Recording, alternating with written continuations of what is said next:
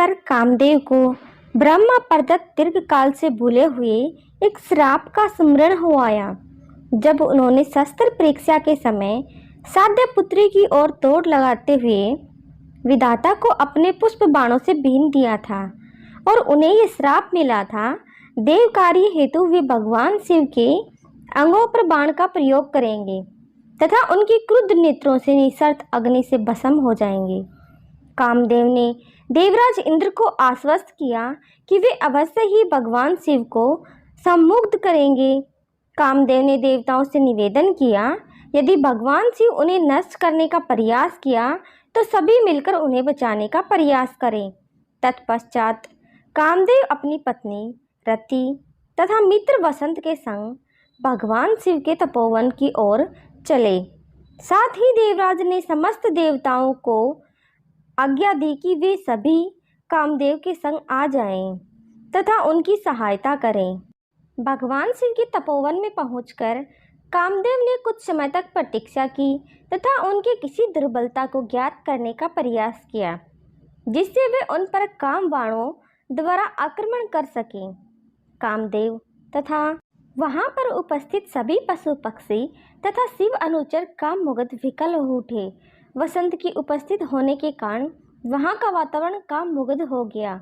उस समय मलयज ने शीतल मंद सुगंधित वायु बहने लगी। सभी प्राणी समुद्र कथित हो गए। भगवान शिव को निश्चल देखकर कामदेव बहुत चिंतित हुए। अपनी पत्नी रति द्वारा निषेध करने पर भी आगे बढ़े तथा सम्मोहन बाण का उन पर संधान किया, परंतु वह बाण भगवान शिव को देखकर पुनः लौट आया। इस प्रकार कामदेव को भगवान शिव के पास देखकर पार्वती भी उनके सम्मुख गई। भगवान शिव कुछ क्षण हेतु ध्यान का परित्याग कर उनकी ओर देखने लगे। इस स्थिति को देखकर कामदेव अपना धनुष लिए भगवान शिव के और अधिक निकट गए। समस्त देवतागण भी वहीं आकाश में उपस्थित थे। कामदेव ने सर्वप्रथम भगवान शिव के छाती में हर्षण नाम का बाण चलाया, जिससे उन्होंने परहर्ष से पार्वती की ओर दृष्टिपात किया। कामदेव की सहायता हेतु भगवान शिव के आसपास मनोहर शीतल मंद सुगंधित वायु बहने लगी। तदंतर कामदेव ने सम्मोहन नाम के बाण का प्रयोग किया। उस समय कामदेव की सेना ने भगवान शिव को चारों ओर से घेर लिया। दक्षिण की ओर रति, बाईं ओर प्रीति तथा पीछे की ओर परम सुख प्रदान करने वाले वसंत स्थित हो गए। इसके पश्चात कामदेव ने सभी के देखते ही देखते मोहक बाण चलाया, जो भगवान शिव के हृदय में प्रविष्ट हो गया, जिसके परिणाम स्वरूप वे पार्वती के आलिंगन हेतु उद्यत हुए। यह देख देवताओं ने कामदेव की भूरी भूरी प्रशंसा की। उन्हें ऐसा लग रहा था कि ऐसा कोई भी काम नहीं है जिसे वे न कर सकें। भगवान शिव ने उपस्थित परिस्थिति हेतु अपनी इंद्रियों पर पुनः निग्रह कर चित्त में आए विकार पर विचार किया। इस बीच वहां पर ब्रह्मा जी भी पहुंच गए और उपस्थित समस्त देवताओं ने महादेव की स्तुति करना प्रारंभ किया। ब्रह्मा जी ने कामदेव तथा वसंत को तत्काल खींचकर पीछे हटाया। भगवान शिव ने यह समझ लिया, अवश्य ही यह आक्रमण कामदेव का है, तथा उन्होंने क्रोध युक्त हो प्रलय काल की अग्नि के समान प्रज्वलित अपना तृतीय नेत्र खोला। उनके तीसरे नेत्र से संपूर्ण जगत को भस्म करने वाली प्रबल अग्नि निकली तथा तत्काल ही कामदेव को भस्म कर दिया। यह देख पार्वती का सारा शरीर श्वेत वर्ण युक्त हो गया। वहां पर उपस्थित देव समूह इस घटना पर बड़े ही दुखी तथा हतोत्साहित हुए। कामदेव की पत्नी रति यह देख क्षण भर के लिए अचेत हो गई। कुछ क्षण पश्चात उसकी चेतना आने पर वे बहुत विलाप करने लगी। इस पर वहां उपस्थित सभी बहुत दुखी हुए। सभी देवताओं ने रति से कहा, तुम कामदेव के थोड़े से भस्म को अपने पास रखो, भगवान शिव उन्हें पुनः जीवित कर देंगे। इस प्रकार समस्त देवगणों ने भगवान शिव की स्तुति की। उनसे निवेदन किया कि वे कामदेव की इस कर्तव्य पर प्रसन्नता तथा न्यायपूर्वक विचार करें। इसमें कामदेव का कोई स्वार्थ नहीं है। हम सभी देवताओं के कहने पर ही उन्होंने यह कार्य किया है, इसे आप अन्यथा न समझें। आपके क्रोध के कारण उपस्थित परिस्थिति हेतु ही सती साध्वी रति अकेली हो गई है और अत्यंत दुखी होकर विलाप कर रही है।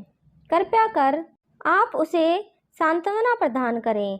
आपको रति के शोक का निवारण करना चाहिए, अन्यथा इस संसार के समस्त प्राणियों का संहार हो जाएगा। इस पर भगवान शिव ने देवताओं से कहा, मेरे क्रोध से जो हो गया वह अन्यथा नहीं हो सकता है। कामदेव की स्त्री रति रुदन करते हुए शिवजी के पास आई। उसके विलाप से द्रवित होकर शिवजी ने कहा, हे रति, विलाप मत कर। जब पृथ्वी के भार को उतारने के लिए यदुवंश में श्री कृष्ण अवतार होगा, तब तेरा पति उनके पुत्र के रूप में उत्पन्न होगा और तुझे पुनः प्राप्त होगा। तब तक वह बिना शरीर के ही इस संसार में व्याप्त होता रहेगा। अंगहीन हो जाने के कारण लोग अब कामदेव को अनंग के नाम से भी जानेंगे। देवताओं ने भगवान शिव से पुनः निवेदन किया कि वे कामदेव को शीघ्र ही जीवन दान देकर रति के प्राणों की रक्षा करें। भगवान शिव ने देवताओं को आश्वासन दिया, वे कामदेव को पुनः सभी के हृदय में स्थापित कर देंगे। वह उनका गण होकर विहार करेगा।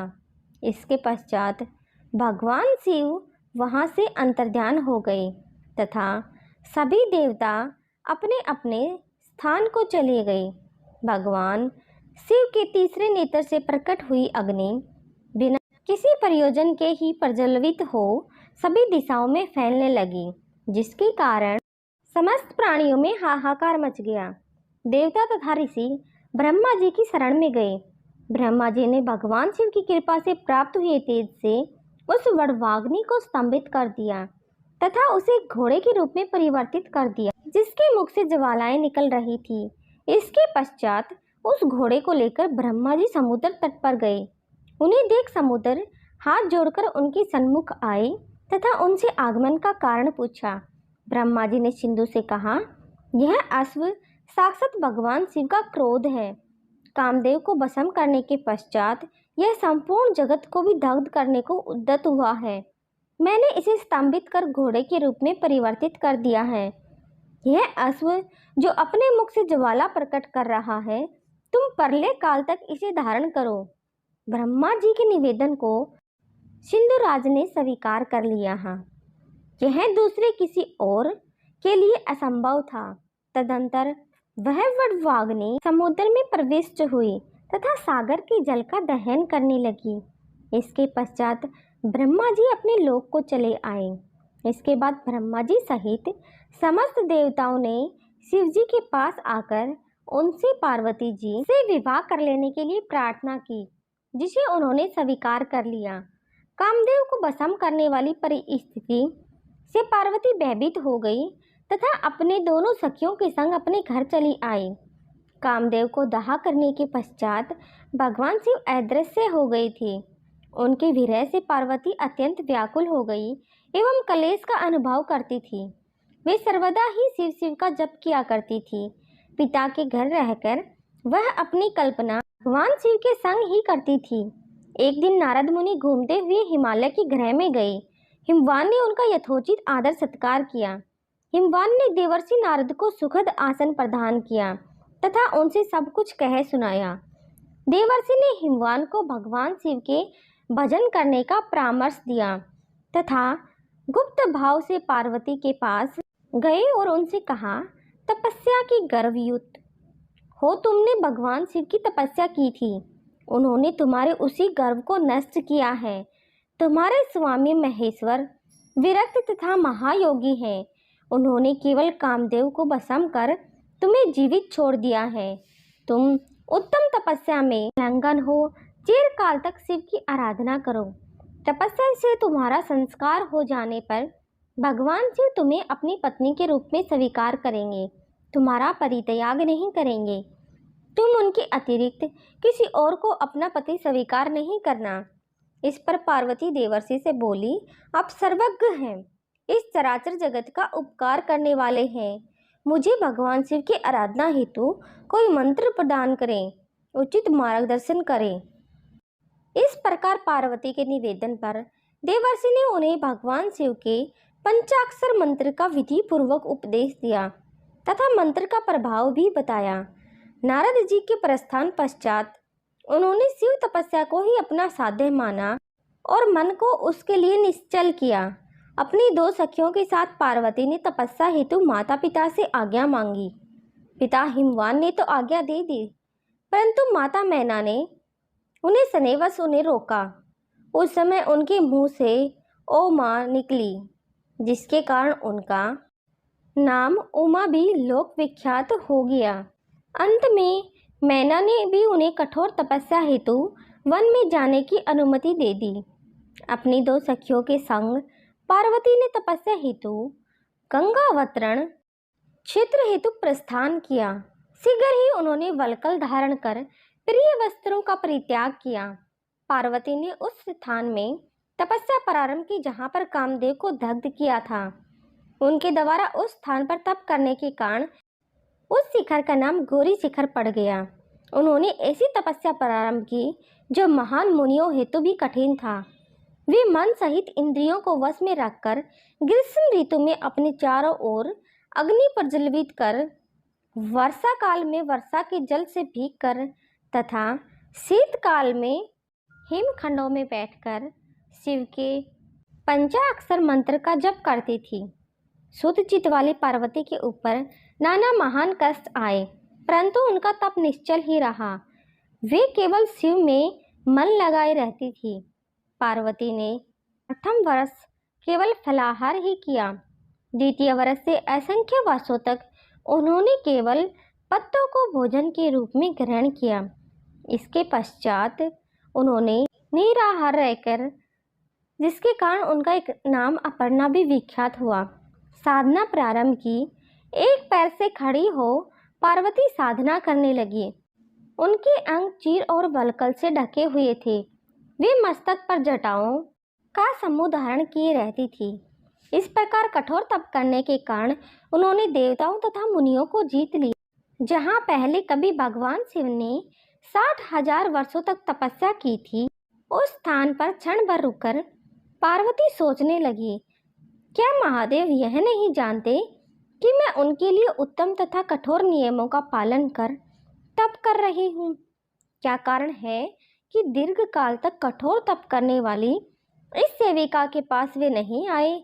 वेद मुनिजन भगवान शिव की गुणगान करते हैं, कहते हैं कि शिव सर्वज्ञ, सर्वात्मा, सर्वदर्शी, समस्त प्रकार के सुख प्रदान करने वाले, दिव्य शक्ति संपन्न, सबके मनोभाव को समझने वाले, भक्तों को उनकी अभीष्ट वास्तु प्रदान करने वाले, समस्त क्लेशों के निवारण करने वाले हैं।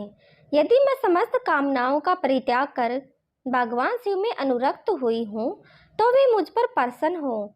यदि मैंने नारद जी द्वारा प्रदत्त शिव पंचाक्षर मंत्र का उत्तम भक्ति भाव युक्त हो तथा विधि पूर्वक जप किया हो तो भगवान शिव मुझ पर प्रसन्न हो। इस प्रकार नित्य चिंतन करती हुई पार्वती अपना मुंह नीचे किए दीर्घ काल तक तपस्या में लगी रही, परंतु भगवान शिव प्रकट नहीं हुए।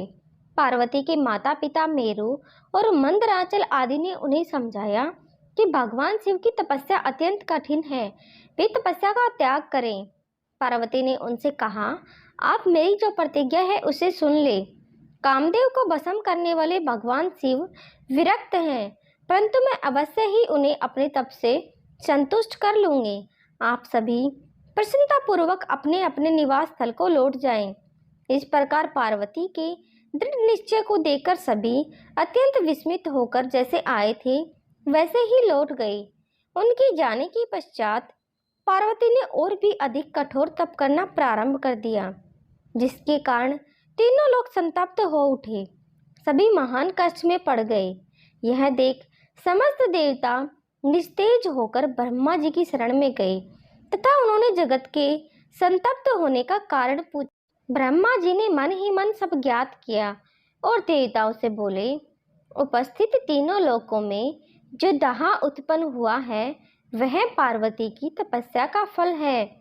ब्रह्मा जी समस्त देवताओं के संग भगवान विष्णु के पास क्षीर सागर में गए तथा उनसे उत्पन्न परिस्थिति से अवगत करवाया। भगवान विष्णु बोले, मैंने आज पार्वती की तपस्या का कारण जान लिया है। अब तुम सभी मेरे साथ भगवान शिव के पास चलो। हम सभी उनसे प्रार्थना करेंगे कि वे पार्वती का पाणी ग्रहण करें। जैसे भी हो, वे पार्वती के आश्रम में जाकर उन्हें वरदान प्रदान करें। हम सभी उस स्थान पर चलेंगे जहां भगवान शिव तपस्या कर रहे हैं। सर्वप्रथम देवताओं को भगवान शिव के पास जाने से डर लग रहा था, परंतु भगवान विष्णु के समझाने पर उनका डर दूर हुआ। ब्रह्मा तथा विष्णु सहित समस्त देवता भगवान शिव के निकट गए तथा उनकी स्तुति वंदना की। नंदीकेश्वर ने भगवान शिव से कहा कि देवता तथा मुनि महान संकट में पड़कर आपके पास आए हैं, कृपा कर आप उनका उद्धार करें। तदंतर भगवान शिव ने अपना नेत्र खोला तथा ब्रह्मा विष्णु सहित समस्त देवताओं से उनके आने का कारण पूछा। भगवान विष्णु ने कहा, तारकासुर देवताओं को अत्यंत दुख तथा महान कष्ट दे रहा है। आपके पुत्र द्वारा ही उस असुर का वध किया जा सकता है, अन्यथा नहीं। आप गिरजा का पानी ग्रहण करें और देवताओं पर कृपा करें। भगवान विष्णु का यह कथन सुनकर भगवान शिव ने कहा, जैसे ही मैंने गिरजा का पानी ग्रहण किया, सभी जीव सकाम हो जाएंगे। मैंने कामदेव को जलाकर देवताओं का बहुत बड़ा कार्य सिद्ध किया है। आज से सभी लोग मेरे साथ सुनिश्चित रूप से निष्काम होकर रहें। समाधि के द्वारा परमानंद का अनुभव करते हुए सभी निर्विकार हो जाएंगे। काम नरक की प्राप्ति कराने वाला है। सभी देवताओं को काम और क्रोध का परित्याग कर देना चाहिए। इस प्रकार उन्होंने ब्रह्मा विष्णु सहित देवताओं तथा ऋषि मुनियों को निष्काम धर्म का उपदेश दिया। इसके पश्चात वे पुनः ध्यान लगाकर चुप हो गए। देवताओं ने पुनः भगवान शिव की स्तुति कर उन पर आए महान कलेश का उद्धार करने का निवेदन किया। ब्रह्मा तथा विष्णु जी ने मन ही मन भगवान शिव से दीनतापूर्ण वाणी द्वारा अपना अभिप्राय निवेदन किया। अंततः वे प्रसन्न हुए। भगवान श्री हरि विष्णु ने कहा, नारद जी की आज्ञा से पार्वती कठोर तप कर रही है, जिसके कारण त्रिलोकी आच्छादित हो रही है। आप उन्हें अभिलाषित वर प्रदान करें। आप सर्वज्ञ हैं, अंतर्यामी हैं। आप अवश्य ही समस्त परिस्थिति के ज्ञाता हैं। तदंतर भगवान शिव ने ब्रह्मा विष्णु तथा अन्य देवताओं के निवेदन को स्वीकार कर लिया। देवताओं के चले जाने के पश्चात पार्वती की तप की परीक्षा लेने हेतु भगवान शिव समाधिस्थ हो गए। उन दिनों पार्वती देवी बड़ी भारी उग्र तप कर रही थी। उनके उग्र तप को देखकर भगवान शिव भी विस्मय में पड़ गए। उन्होंने वशिष्ठ इत्यादि सप्त ऋषियों का स्मरण किया, जिसके कारण शीघ्र सभी मुनि वहां उपस्थित हो गए। उनसे भगवान शिव ने कहा, गौरी शंकर पर देवी पार्वती कठोर तप कर रही है। मुझे पति रूप में प्राप्त करना ही उनका एकमात्र उद्देश्य है। मेरे अतिरिक्त अन्य सभी कामनाओं का परित्याग कर वे एक उत्तम निश्चय पर पहुंच चुकी हैं। तुम सभी उस स्थान पर जाओ और दृढ़ता से उनकी परीक्षा लो। वहां तुम्हें सर्वथा छलयुक्त बातें कहनी चाहिए। भगवान शिव की आज्ञा पाकर वे तुरंत ही उस स्थान पर गए। वहां जाकर उन्होंने पार्वती का महान तेज देखा। सप्तऋषि गण साधारण मुनि रूप धारण कर पार्वती के पास गए तथा उनके इस कठोर तप का कारण पूछा। पार्वती ने उन्हें बताया कि वे भगवान शिव को पति रूप में प्राप्त करना चाहती हैं। कहानी के अगले भाग के लिए चैनल को सब्सक्राइब करें, वीडियो को लाइक एंड शेयर करें एंड कमेंट करना ना भूलें।